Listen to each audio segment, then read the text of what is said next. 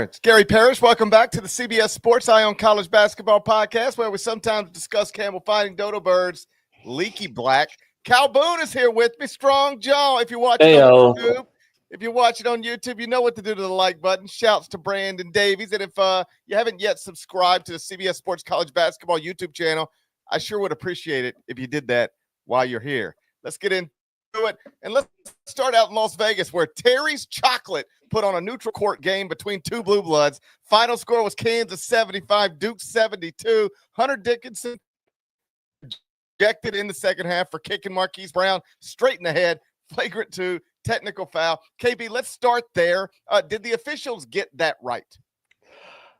I think they did get it right, GP. I was surprised that it was a flagrant 2. You know, I think they could have gotten away with just giving him just a standard technical foul and keeping him in the game. But I think by the letter of the law, Hunter Dickinson, he did the thing. He booted him right in the head. Malik Brown was domed. And, you know, with 10:32 remaining in the second half, Kansas' most productive player was out of the game. Kansas was up by 2 points, ended up winning by 3 points. But you know, I think it was right what the officials did in ejecting Dickinson, especially maybe considering some history for Hunter Dickinson. And yeah, I think Kansas responded really well, obviously down the stretch, ended up winning this game. KJ Adams was awesome. Flory Badunga was really good for Kansas. And to win that game without Hunter Dickinson for the final second half of the second half, pretty impressive stuff from number one Kansas.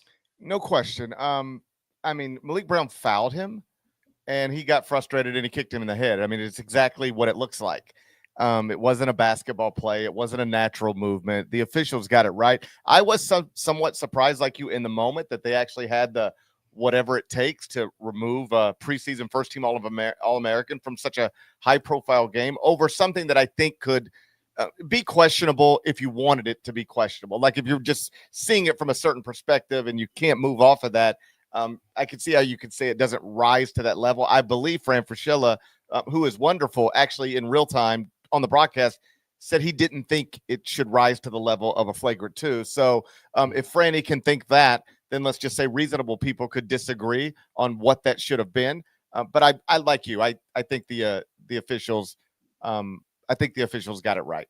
And I do think I can't speak to whether Hunter's reputation played into it with them, but I think it does play into it with, you know, college basketball fans. And when these types of things happen, whether it's in college basketball, currently Hunter Dickinson, once upon a time, I think famously Grayson Allen, in the NBA, it seems to always be Draymond Green. Like when these things happen, they're always the same people. It's always the same people doing stuff like this, isn't it? Yep. Every time. And they are a little bit notorious for it. You don't expect it, but when it happens, it's not terribly surprising. And if you've watched college basketball the last 17 years when Hunter Dickinson has been playing, you know that he's got a little bit of a reputation for being a little bit dirty. And so you see the kick to the head. A lot of people maybe get the benefit of the doubt. Hunter Dickinson, maybe not so much. Again, I don't think that was necessarily considered when the officials were making that review. And I don't think it should be considered, frankly, when they make that review. But just as a spectator, someone watching this game, I think it's like one of those things where, okay, well, Hunter Dickinson did it again, a kick to the face to a Duke player. And, you know, I think to toss him from that game, again, a little bit surprising, but, you know, given his history and just given the point in this game, maybe not surprising so much. Let's focus on Kansas, then we'll get to Duke. I guess the positive here, and this reinforces everything Bill Self set out to do with this team. I'm not sure that Kansas last season in a matchup of this magnitude against another top 10 team could have survived losing a key player because they were so thin. I mean, they really only had 4 or 5 players that they could reasonably put on the court last season. And that got, you know, that number decreased when Kevin McCullough went down. So now Kansas has the type of depth where they can endure something like this, even though you'd rather not.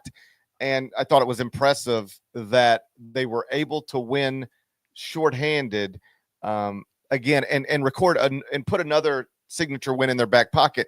I know and that the computers do not love Kansas the way the human polls love Kansas. Yep. I had a friend of mine text me last night, like, Kansas is undefeated, ranked number 1 in the country, but a 4.5 point underdog on a neutral court to Duke, and it's all in the advanced match. Duke,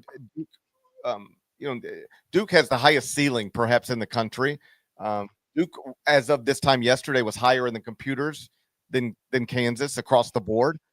So Kansas is not a computer darling at this point relative to where they are in the human rankings, but they are 6-0, and they now have wins over North Carolina, Michigan State, and Duke. They maybe they're not impressing the computers at this point, but they're, from a record perspective, they've got at least 3 nice wins under their belt already, and we haven't even reached Thanksgiving. Yeah, for sure. And this is a game, GP, that last season this Kansas team would have lost by double digits, I think. So, to your point, I think the Kansas staff recognized last season they did not have the depth that they really wanted to have. They went out and tried to address that in the offseason, added, a number of transfers, Ryland Griffin, AJ Storr, Zeke Mayo, and they were all pretty crucial last night in that win. And Flory Badunga, freshman, stood up and had a really nice game with Hunter Dickinson being ejected. KJ Adams was tremendous defensively. I don't think we can say enough about what he did for Kansas last night. And just the depth of this Kansas team. Like, I think if you've watched this Kansas team throughout the season, I agree kind of with the computer numbers, not to call myself a computer or a nerd, but if you watch this Kansas team, it's like, they almost blew it at home against North Carolina. They end up winning by 3 points. Technically it's a win. They win by 8 points against Michigan State. And yes, again, a win. They win by 3 against Duke. And yes, another win. They're 6-0. They're preseason number 1 team, 6-0 on the season. They've got multiple wins over ranked teams, and yet they still just haven't quite looked like the no doubt about it, clear bona fide number 1 team in college basketball. So I think it's a testament, honestly, to Bill Self and to this Kansas team. They've overcome some adversity. They don't look like maybe the best team in college basketball, but they keep winning these close games, and the top end of their talent on this roster is really, really good. The transfers are continuing to kind of transition themselves and make themselves more comfortable. And the depth of this team, I think, is last season, obviously, a huge weakness. And now for the preseason number 1 team, the number 1 team in college basketball right now, a definite strength, as we saw last night. Barring a surprise now, Kansas will remain number 1 in the AP poll on Monday. The only thing between now and then for them on the court is a home game against Furman. KenPom gives them a 95% chance to win that, makes them a 18-point favorite in that. So, again, barring a big surprise, Kansas will go from 6-0 to 7-0 on Saturday, be number 1 again in the AP poll on Monday. Because of where I live and the other show that I do, I'd started sort of talking about these hypotheticals, like, if Duke were to beat Kansas and Gonzaga were to lose in the battle for Atlantis and Memphis were to add another win over Auburn in the championship game of the Maui Invitational, you could make a reasonable case that Memphis could, in a span of a week, go from unranked to number 1 in the country. Now, no matter what happens out in Maui, that's not going to happen because, Kansas is number 1 and nobody's going to move Kansas. Nobody who was voting number 1, Kansas number 1 last week or this week should be moving Kansas out of number 1 as long as they don't slip up against Furman, considering they just beat Duke, a top 5 KenPom team, in a neutral court game. So KU will remain number 1 after Thanksgiving, again, unless it slips up against Furman. On Duke, I know that if you're a Blue Devils fan, you don't ever like to be 4-2. I'm unconcerned. I don't have any. I'm actually maybe more of a believer in Duke right now in this moment than I might have been a month ago. Yes, they have 2 losses. One to the number 1 team in the country, at least in the AP poll, top 25 and 1. And the other one on a neutral court to Kentucky. And, they could have won that game. I know they didn't. I'm not trying to do one of those things, but they were in it. And I think Kentucky's good. Duke right now is number 1 in the country in adjusted defensive efficiency. That's according to KenPom.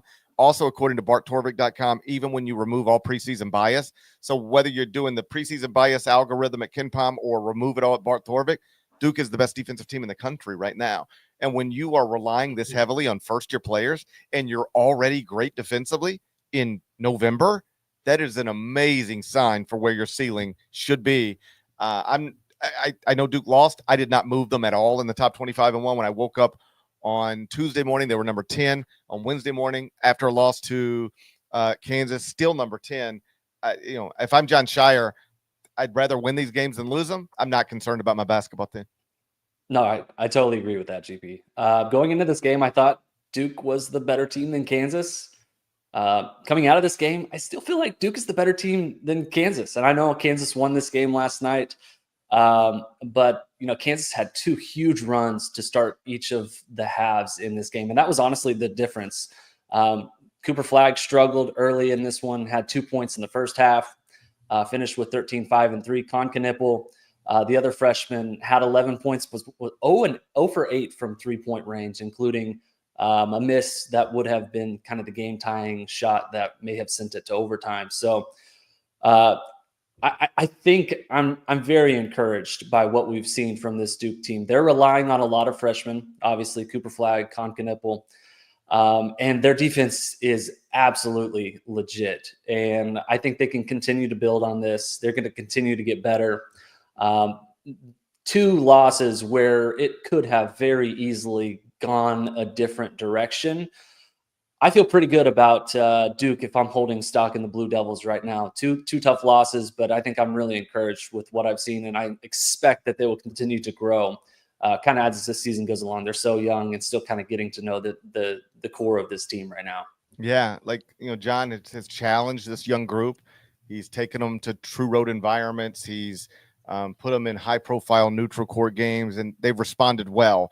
Again, you'd rather be 6-0 than 4-2, but it seems pretty clear to me that Duke is going to be a factor at the tip-top of the sport, all the way through the NCAA tournament.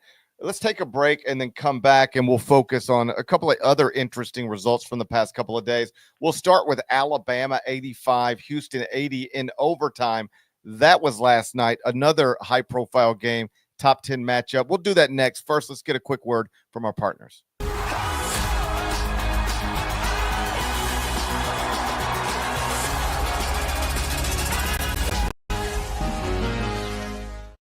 Final score, Alabama 85, Houston 80. It was in overtime. At halftime, when Houston had a 2-point lead, the great Allie LaForce was interviewing Kelvin Sampson, and she was talking to him about balance and transition and, basketball stuff. And he was sort of, listen, I don't care how we score. As long as we score, we're up 2 right now. And as long as we outscore them by 2 again in the second half, we'll be just fine.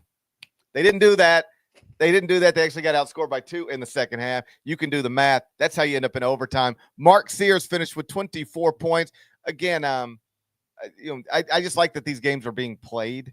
That big time programs with recent Final Four appearances, with All-American level players, are challenging themselves. Even though Alabama knows it's going to have every opportunity it needs to build a at-large resume to contend for a number 1 seed. All of that's available to them in their SEC schedule. For Houston, all of that's available to them in their Big 12 schedule. They don't have to do this, but they did it, and we were treated to another fun basketball game in Feast Week. This is an event that is new, the Players Era Festival. We've had the Maui Invitational for, long as I can remember. Battle for Atlantis has established itself as a great Feast Week event. Players Era Festival just adds to it. The more the merrier, as far as I'm concerned. Agreed. This was a great game going to overtime. Mark Sears looked more lively than I think we've seen at any point in this season. I think that's pretty encouraging takeaway from this game for Alabama. Hit 4 threes, had 24 points, made a 3 in overtime to kind of set the tone, and Bama never looked back, never trailed in that overtime period. Bama out-rebounded Houston, 43-29. GP, in your best Torian Prince impression, I want you to answer. How does Alabama out-rebound Houston? So when a shot goes up and it comes off of the rim, then players try to go up and grab that ball. And if you grab that ball and secure it, that is a rebound, and they got more of them than the other team did. Okay. Yeah. Thank you for that clarification. Yep. I appreciate that. Yeah. So yeah, I mean, Alabama was more physical. They dominated on the glass. That does not happen to Houston very often. And credit to them. They were really impressive. 11 of 30 from 3-point range, kind of what you expect from Alabama, firing a ton of 3-pointers. Houston just 6 of 19. LJ Cryer had 30 points, was awesome, but they relied on him almost to a fault. Didn't have a ton of weapons scoring around him. Kind of a weird game, very physical, but great win for Alabama, 85-80. Houston is now 3-2, and I don't want to, contradict myself if I'm just going to say I'm not concerned about Duke having 2 losses already. I don't want to sit here and freak out about Houston having 2 losses already. But Duke at least has the road win at Arizona. Now, it's fair to wonder, like, how good is Arizona? That's a conversation for another day. But, like, they did go into a true road environment against what was at the time a ranked team, and they got that win, put it in their back pocket. Houston doesn't have one of those. Houston has beaten Jackson State, Louisiana, and Hofstra. They now have losses to Auburn and Alabama. The Auburn loss only by 5. Alabama lost also but 5 in OT. So we could very easily and reasonably be talking about a 5-0 team that's ranked number 1 in the country or something like that. So let's not freak out. But I did wonder in the preseason, like, I'm going to give the benefit of the doubt to Kelvin Sampson, like everybody else is, because he has earned it. If you want to believe in something in college basketball, Houston under Kelvin Sampson lately is a great place to start.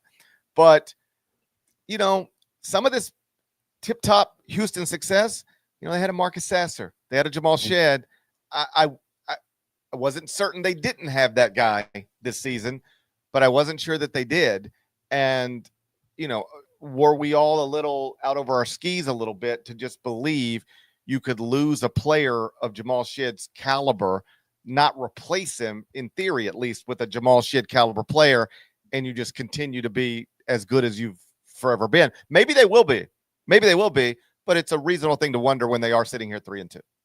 Yeah, for sure. I think that's a good point that you make here on Houston. I still believe in Houston. Again, we could be talking about a Houston team that's 5-0, similar to how Duke has lost 2 pretty close games. And we'll see. I think Houston is going to come along just fine. They've got some really talented pieces. I think they will be one of the co-favorites to win the Big 12 still. I think I would still put them on the same plane as Kansas. So not too worried about it. But I think there are some signs that, maybe we should have been a little bit more concerned given what Houston is having to replace. Jamal Shedd was an all-world caliber defensive presence who was also really good, really reliable on offense for that Cougars team over the years. And you don't just replace guys like that. I think they're going to do it by committee. LJ Cryer had 30 points last night, and I think he's showed some signs that maybe he's ready to take a step forward. But I think there's going to be some growing pains for this Houston team. And last night, 85-80 lost to Alabama. Again, another growing pain, I think, for this Cougars team. Yeah, I mean, just to illustrate in one way how valuable Jamal Shedd was, Houston was probably headed for another Final Four as long as he was healthy. The second he wasn't, they got eliminated from the NCAA tournament. And with all due respect to how the rest of the bracket unfolded, I genuinely believe if Jamal Shedd doesn't get hurt, Houston is in the Final Four. And then a lot of other things change. That's the nature of sports. Injuries impact things, but Jamal Shedd was incredibly important. Zach Edey, let's call him the most valuable player in college basketball last season, but Jamal Shedd was pretty high on the list. And yes, LJ Cryer is obviously really, really good, but does Houston rather have somebody who just impacts not just things on the offensive end of the court and on the defensive end of the court, but like everything about that program. Like Jamal Shedd, by all accounts, not just an incredible basketball player, but like the best guy, the best person to lead your program. Like if you could, every coach in America would want a Jamal Shedd as the face of their program. So to lose that, you lose something. And because Kelvin is incredible and that program is, consistently great, I think maybe some of us were just like, they'll be fine. And they might be, but that also discounted the whole they'll be fine and they might be. but that discounted everything that Jamal Shead meant to what was happening there. And maybe we discounted it again, just a little, maybe a little too much. The other big result from Tuesday that I think we got to address, Colorado 73, UConn 72. If I'm trying to tell you, we gave Houston the benefit of the doubt, even though it lost Jamal Shead, it seems pretty clear we gave UConn even more of a benefit of the doubt, given that the Huskies lost 4 starters, only brought back Alex Karabin from the starting lineup of that national championship team. Dan Hurley, like Kelvin Sampson, amazing. UConn's program, like Houston, tip top of the sport, but it's starting to look like losing 4 starters matters. And what left that UConn program in terms of talent probably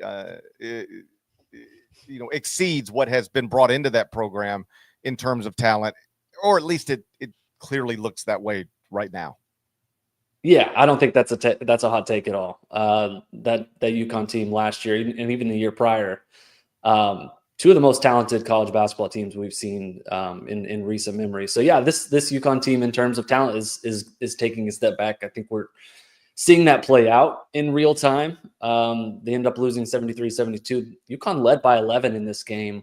Colorado just charged back, and after the game, Dan Hurley, he kind of pointed to the officiating a little bit, but he's like, that's not why we lost. Our defense has been just dreadful. And it has been. They've really struggled to be able to defend, and that is not something that we've seen Dan Hurley coach teams struggle with in the last 2 years. They've been tremendous on defense in leading the charge to back-to-back national championships. So they're maybe 1 or 2 calls away from winning both of those games in Maui, but they are now 0-2 in the last couple of days here, and UConn on the ropes. So I think they're totally reeling, just completely stunned by 2 losses in 2 days to Colorado and to Memphis. They should have won, I think, both games. Like, it's 2 losses too. Like, when we talk about Houston's losses, they're 2 losses to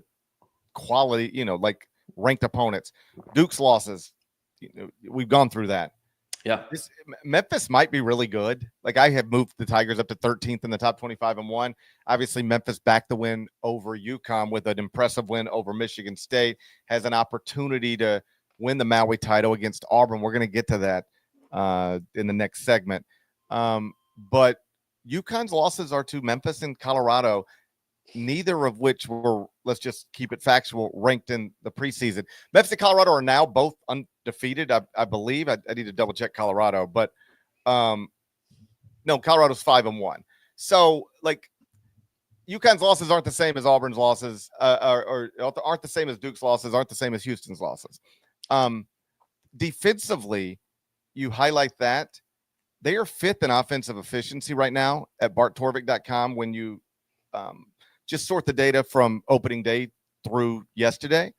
But they're 194th in adjusted defensive efficiency in the country. And because I'm in a hotel room in New York, I had all the TVs going last night, on the wall, the iPad, the phone, I had everything on. But at one point I turned on ESPN and Seth Greenberg was in studio and made, an accurate point that, yeah, UConn is the back-to-back champs. And this is something I'd said previously, but it's not the same team. Mm-hmm. This is not like when Steph and Clay and Draymond win a championship and they're all coming back to try to do it again. This is not the same team. It's Alex Karabin and a bunch of guys who were role players last season. And literally everybody on the roster this season who was on the roster last season is being asked to play a different role than they have ever played. And at least, so far through 6 games, it's not going well. The points Seth Greenberg made is, 2 years ago they had Andre Jackson, and you could throw him on the other team's best perimeter player, and I think Seth said just take him out of the game. I don't know if it's that clear cut, like you just eliminate somebody's best play, but like the point is, you get the point. They had somebody that could go shut down somebody else, or at least make that somebody's life difficult. And then last season they had the same thing with Stephon Castle. They don't have that guy right now. And if you're looking for the most obvious and simplest reason why UConn is struggling defensively, it's not just what I'm highlighting here, but that is among the reasons. There's not an Andre Jackson or a Stefan Castle on this team, and again, through 6 games, that showed up pretty clear. Yeah, no, by the way, there was a top 10 pick named Donovan Clingan, who was amazing defending as the anchor for UConn last season. I mean, you take away someone who's a 7-footer, one of the best shot blockers in college basketball. The analytics had him in terms of impact, like box plus minus score last season. He was right up there with Zach Edey throughout most of the season. So you lose Stefan Castle, you lose Donovan Clingan. They're rebuilding in a lot of different ways. So I believe in this UConn team. Obviously, Dan Hurley is I think the best coach in college basketball right now. So I think they'll improve. I don't know if they'll exactly figure it out. We'll see. This has been kind of a harsh reality check for UConn in Maui. I think they probably expected to romp because UConn over the last couple of years has romped just about everyone. But I think they're seeing kind of the struggles that teams go through whenever they have to turn over rosters every single year. And UConn is basically replacing its roster in its entirety with guys in different roles, transfers taking on different pieces. So it's going to be some growing pains here for UConn and for Dan Hurley. And I'm here for it. I think Dan Hurley is going to let us know that he's not happy with what he's seen so far. Yeah. I did wonder in the preseason, you can probably go back if you're really bored, you could go back and find the episodes where like we addressed Dan Hurley publicly stating that he thought this roster might be his most talented roster to date. And I was like, I'm in no position to argue with Dan Hurley about the talent level of his roster. I mean, how silly do you have to be to think you can argue with Dan Hurley about the talent level of his roster, given that he's Dan Hurley, we're not. He's in the gym, we're not. So I just sort of stopped right there. But the point I made was it wasn't clear to me. In fact, I was skeptical of the idea that UConn's roster was really A, Dan's most talented ever, or B, even talented enough to be worthy of where even I were ranking them. When I ranked them top 5 in the preseason, that was me just going, that's Dan Hurley, that's UConn. Let's put them in the top 5. But from a roster perspective, if you change the coach, change the name, I said this in the preseason, there's no way they would be in the top 5. Like Dan had expressed frustration that UConn wasn't preseason number 1. And I actually made the point then. He takes that as a slight. It is actually an incredible compliment that they're ranked in the top 5 of the preseason poll, given everything that they lost. I went back and looked at other championship teams, and like literally nobody in recent history that had lost as much as UConn was ranked as high as UConn coming into the next season. Like we gave them an incredible benefit of the doubt, and right now it's starting to look like that they've got a ways to go to get to a place where they can reasonably expect to compete for a 3rd straight national championship. I'm not going to be the guy telling you in November that they can't get there. That'll look silly, or at least it could.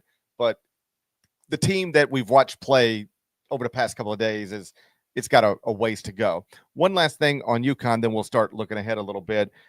You made sort of a montage of Dan Hurley's antics in Maui, which has probably been the biggest story outside of results of games coming off of the island. He got a technical foul against Memphis in overtime that I don't want to say turned a tie game into a 4-point game, because that's not technically true, because those first 2 free throws were coming no matter what Dan Hurley did. But when Dan Hurley got a technical foul, the score was tied. By the time UConn got the ball back, they were down by 4. The game was essentially over. He continued to have moments against Colorado. Again, it seems silly to question anything about somebody who is so successful and who has been as successful. Like Dan Hurley is better at his job than I am at mine, than most of us are at ours. That said, if I were putting my arm around him and he was listening to me, I'd say we need to figure out a way to calm it down a little bit. This isn't good for you, and it's probably not good for your team. Just what do you make of what we've been seeing on the sidelines from Dan so far this season? Yeah, it's I think it's disappointing would maybe be the word. I think 2 things can be true. Dan Hurley is the best coach in college basketball. Plain and simple. If you're starting a program, from scratch. He's the first coach that you pick. It's also true that he's been totally unhinged on the sideline. And that's been the case for many, many years. It's not like, oh man, something happened. Dan Hurley's just lost it. This is kind of what we've come to expect from Dan Hurley. But it does feel like, at least in Maui, it has been taken up a notch. And maybe it's just because he's totally surprised by how his UConn team has fared, and they've lost 2 games in a row. Maybe something to that nature. I don't know exactly what the deal is, but it has been surprising, disappointing, inappropriate. I looked up the 2024-2025 NCAA rulebook earlier this week.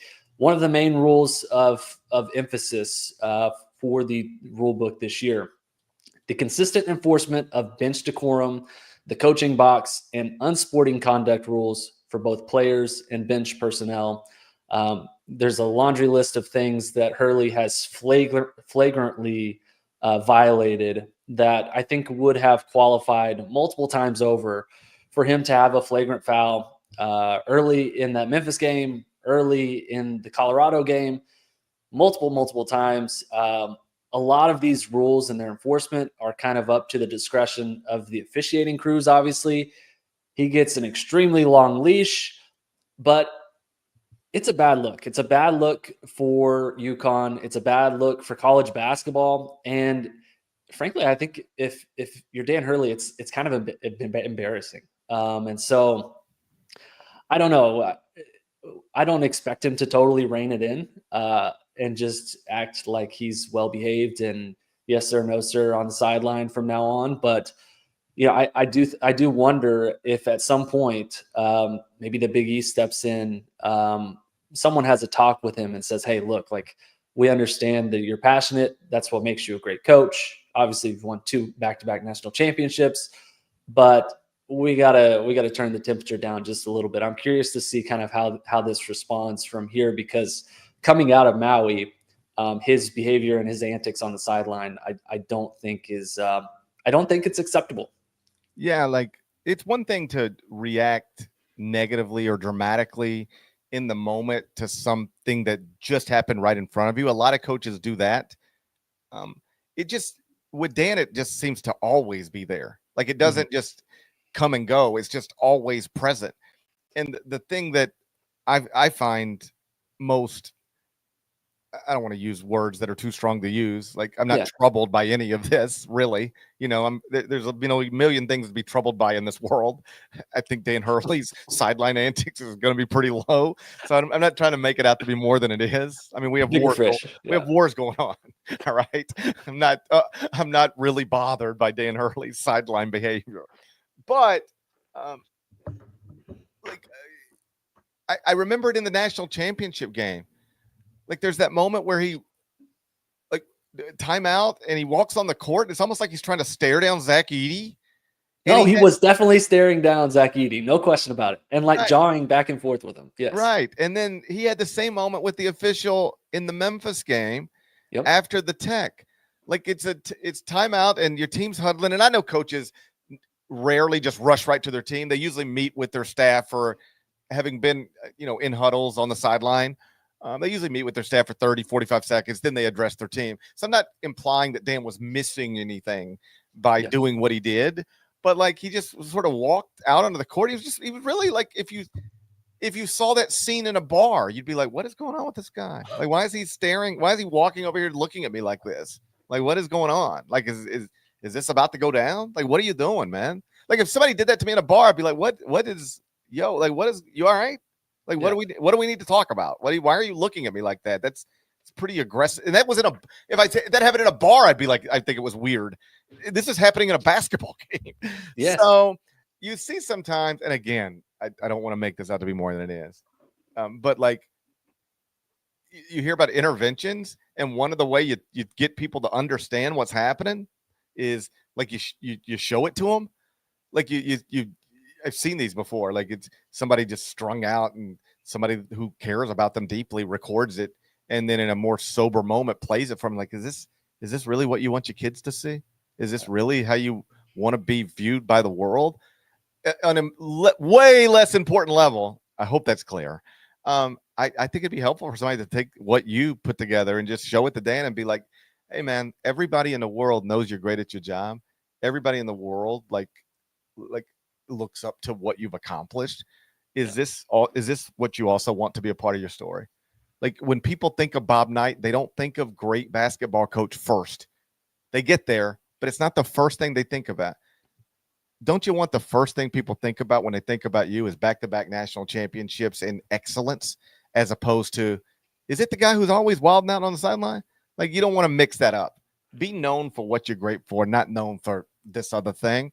I think if you could somehow present that message to him, it would be, I would hope it would be something he would receive well. And one more thing I'll add to this conversation, and I know this is, we can move on after this, but one alarming thing that I noticed between the Memphis game, the Colorado game, Memphis game, obviously, he has a conniption fit late in the overtime, ends up getting technical fouls. Memphis gets 4 free throws. That's basically the ball game. You could say maybe Dan Hurley cost them the game. Maybe he didn't, whatever. Truth is, he probably should not have lost his cool and cost his team 2 technical shots in that moment. Same thing happened in the Colorado game. He did not get a technical foul, but late in that game, the game is hanging in the balance. And again, actually in the Memphis game, over the back call called against Liam McNeely goes against UConn. In the Colorado game, a over the back that did not get called just sent Dan Hurley absolutely spiraling. And he was to the point where Kamani Young, the assistant coach, was having to hold him back, having to restrain him. And I think had Kamani Young not done that, we very well could be talking about another game that UConn lost in part or maybe entirely because Dan Hurley got a technical and the other team got free throws that ended up being the difference in the game. So, I would hope that Hurley is able to, maybe have some reflection and see that maybe his behavior is actually costing his team. I got a text from a scout yesterday who said, like, not only is it like actively damaging his team, but also like you can tell UConn is playing like pretty tense in these late game moments. And I think that's real. Like, I don't think they're scared of Dan Hurley. His players are not scared of him, but I'm not entirely sure they're playing totally free, totally loose, totally confident. And I think that's at least in part because of Dan Hurley's behavior and how he acts on the sideline. And that's another like not great thing about playing in an event like this. You don't have any time to breathe. Like when it starts to go bad on you, it's not like, all right, let's just get home, get back in the gym, take a breath. Like I play again today, right? Yeah. And so if you're UConn now, you just want to figure out how to get out of here without going 0-3. I mean, you're already setting some historical records with this start. Losing back-to-back games to unranked teams as a top 2 team in the country. Like this is not stuff that normally happens. You don't want to make it worse. So figure out a way to get out of here with at least one win and then try to regroup. I'm not going to count UConn out after a handful of games, but like we've already stated, they've got a ways to go. There's a couple of things I want to look ahead to before we get out of here. So let's get one more word from our partners. Then we'll talk Maui Invitational Final, Memphis Tigers, Auburn Tigers. Nada, hit the video. CBS Sports HQ, giving you college football coverage unlike anyone else. We're talking Big Ten. Pre- and post-game coverage. Are you encouraged with the way that this team responded? Along with breaking news. A lot of movement in the rankings this week. Highlights and expert analysis. That streak could be in jeopardy here. Sure. What was your main takeaway from this game? How impressive was his domination? That really changed the football game. Let's go ahead and have some more fun. Another wild ending. The chaos continues. Turn to CBS Sports HQ. So handful of interesting games on this Wednesday. Louisville and Indiana are playing Colorado and Iowa State. Texas A&M and Creighton in a game between 2 teams that were both ranked in the preseason, both ranked right now, neither of which will probably be ranked come Monday. They're both 2-loss teams. You get Michigan, Xavier, Michigan State, North Carolina, Rutgers, Alabama. So one of the best teams in the country against that Rutgers team that has taken a disappointing loss, but is still 5-1 with 2 projected top 5 picks. Late after midnight on the East Coast, Notre Dame and Houston. But we're up against it, so we don't have time to pop through all of them. Let's just focus for a second on the Maui Invitational Final. It's the Memphis Tigers, 6-0. Auburn Tigers, 6-0. Memphis Tigers had a rotation player they'd spent hundreds of thousands of dollars on via NIL quit on opening day. Penny Hardaway fired staff members like a month before the start of the season. After, whether these things are connected or not, doesn't matter, still true. After an anonymous letter arrived at the university alleging major rules violations that had to be forwarded to the NCAA, and yet the Tigers, after only returning one player and getting 0 votes in the preseason AP poll, they're 6-0. I've got them 13th in the top 25 and 1. They are the first team this season to knock off UConn. They backed it with a victory over Michigan State. Penny Hardaway flourishing amid chaos surrounding his program. Meantime, Auburn had 2 players fist fight on a plane. They had to land it, get them off the plane, go to Houston. They won that game. They continue to win big games. They're now 6-0. What do you make of Memphis and Auburn? Bruce Pearl, Penny Hardaway, maybe the 2 best, at least so far in the season, of handling unusual sets of circumstances and winning basketball games one after another. Yeah, you could pitch like a Tiger supremacy soap opera to our bosses at CBS, and they'd be like, whoa, like that's a little too dramatic. Like, let's just pump the brakes here a little bit. I'm excited for Tiger supremacy. I think Auburn has been like the story of Maui, obviously, and maybe the story of the season so far. Certainly the plane fist fight to start the season was certainly a big headline. They stole one from Houston early in November, take down a top 5 Iowa State team this week. They kind of take it to North Carolina yesterday. Really impressive. Janai Broome is playing out of his mind good. Defense is legit. Bruce Pearl has a really, really quality team. Memphis, though, has a chance to play spoiler here, and I think maybe move itself into a spot where we're no longer considering, a potential win for Memphis as a spoiler or an upset. Like, they are a very legit team. Overtime win over UConn kind of showed it was clearly better than maybe we gave it credit for. But a nice win over Michigan State has them, I think, with a real chance to kind of finish off this week with some magic in Maui. So they've got great shooters. PJ Haggerty's been really good. Tyrese Hunter playing out of his mind. Dane Danger has been an impactful transfer. They're athletic, they're long, they're experienced.